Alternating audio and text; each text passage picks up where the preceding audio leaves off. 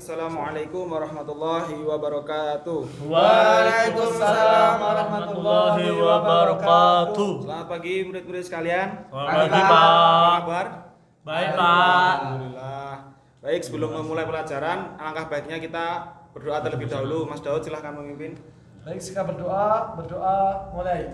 Raditu billahi rabba wa bil islami dina wa bi Muhammadin nabiyya wa rasula. Rabbi zidni ilma warzuqni fahma. Amin Amin. amin ya rabbal alamin.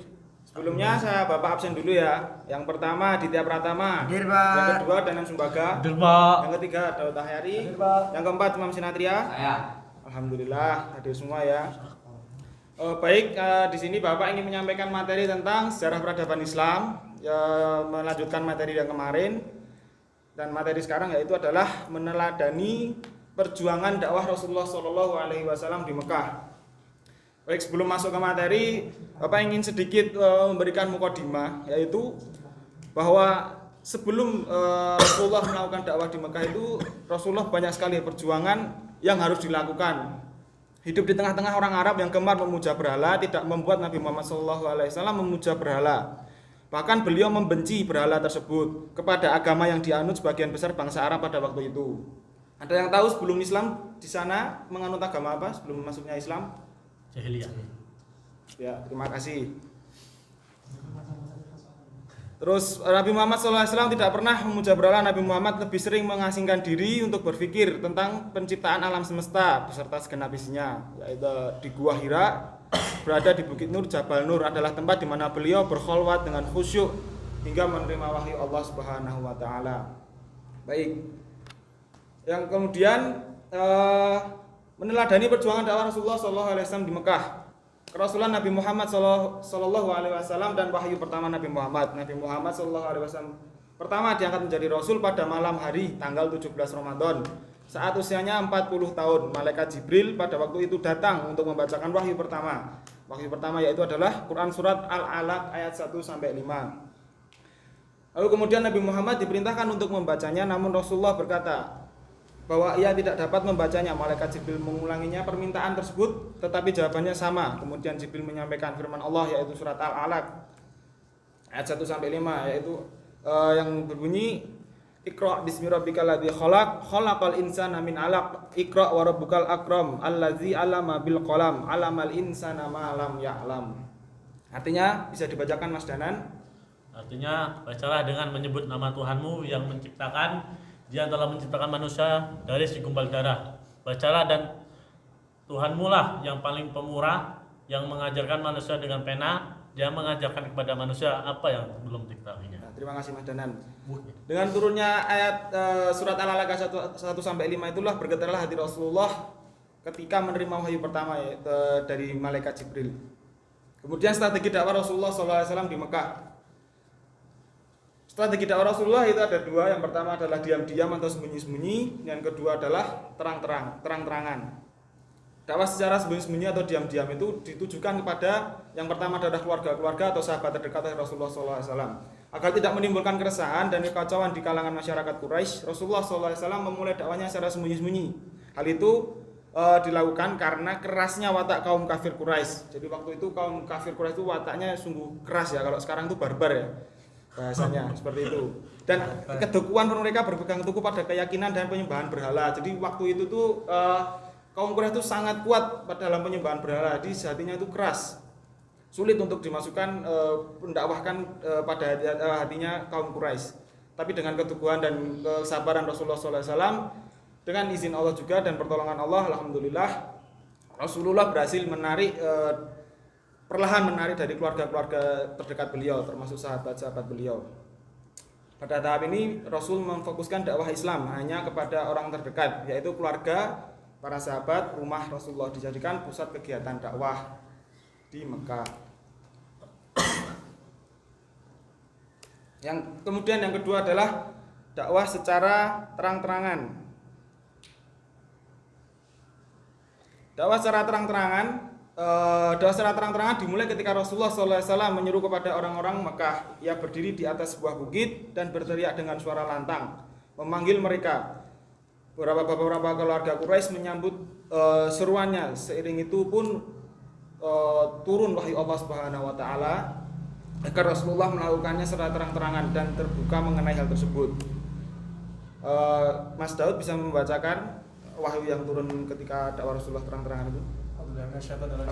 Fasda bima tu'mar wa a'rid 'anil musyrikin. Artinya, maka sampaikanlah olehmu secara terang-terangan segala apa yang diperintahkan kepadamu dan berpalinglah diri kepada orang-orang yang musyrik. Ya, baik, terima kasih Mas Daud. Maka sampaikanlah olehmu secara terang-terangan segala apa yang diperintahkan padamu, berpalinglah pada orang-orang yang musyrik. Ini Nabi Muhammad SAW ketika dakwah terang-terangan, Rasulullah SAW tetap melanjutkan dakwah dan memulai terang-terangan di tempat mereka berkumpul, mengajak mereka masuk agama Islam. Bahkan beliau melakukan sholat di sisi Ka'bah. Orang-orang kafir yang tidak suka dengan ajaran Islam semakin membenci ajaran yang dibawa Nabi Muhammad SAW. Sementara itu penyiksaan orang-orang kafir terhadap kaum muslimin yakni dengan menghalangi hamba sahaya dan orang-orang lemah sebagaimana yang dialami Yasir dan putranya Ammar dan istrinya Sumayyah. Yasir yang akhirnya mati syahid, sedangkan istrinya Sumayyah wafat karena ditikam tombak oleh Abu Jahal. Bahkan Sumayyah adalah wanita pertama dalam Islam yang mati syahid disebabkan oleh penyiksaan pada waktu itu. Baik. Kemudian selanjutnya Bapak ingin membuat kelompok, nanti dibagi dua kelompok. Kelompok satu yaitu Mas Aditya Pratama dan Mas Danan Sumbaga, kelompok dua Mas Daud Tahari dan Mas Imam Sinatria. Tugasnya adalah yang kelompok pertama membacakan nanti surat Al-Mudathir dan memberikan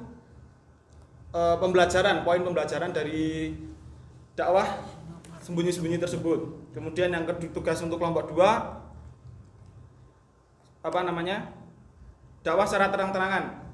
Surat apa dalam dakwah secara terang-terangan dan pembelajaran apa yang dapat diambil dalam dakwah secara terang-terangan tersebut.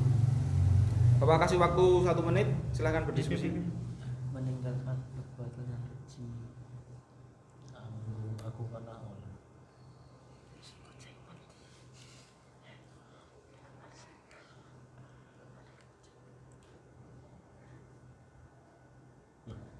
Sudah? Silahkan kelompok 1. Ya, kelompok 1 yaitu ya ayyuhal bismillahirrahmanirrahim. Ya ayyuhal mudaththir qum fa'anzir wa rabbuka fakabbir wa sibabaka fatahhir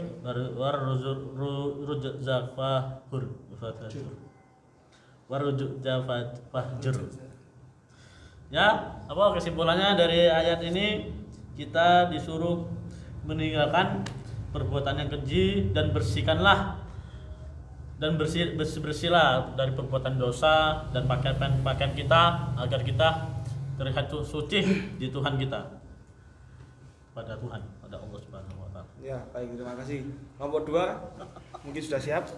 Baik, dalilnya di dalam surah Al-Hijr, surah yang ke-15 ayat yang ke-94.